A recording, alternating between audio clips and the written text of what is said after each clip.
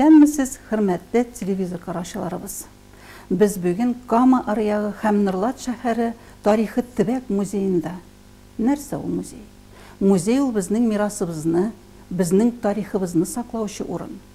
Музейның экспозиция залларында Норлат шәһәренең тарихына багышланган экспонатлар шактый. Алар һәр кемдә кызыксыну уята. Ә музей фондында өйрәнелмәгән экспонатлар да күп. Беренче тапшыруыбызны, хөрмәтле тамашачылар, менә бу открытканың тарихыннан башлыйбыз. Открыткада югары баш главнокомандующий Советлар Союзы маршалы Иосиф Виссарионович Сталин сүрәте. Икенче ягында шигырь.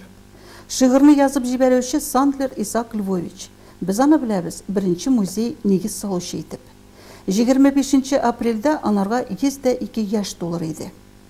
Музейга бу истәлекле открытканы кызы Люба тапшырды.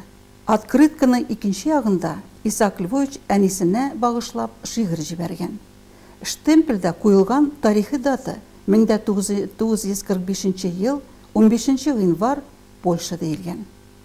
Патриот рухлыгы монда күренеп торган Исаак Львовичның немец оккупантларына үлем дип язып куелган.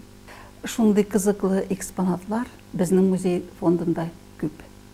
Киләсе тапшыруларда без алар белән сезне таныштырачакбыз. Ә хәзергә исән-имин булыгыз.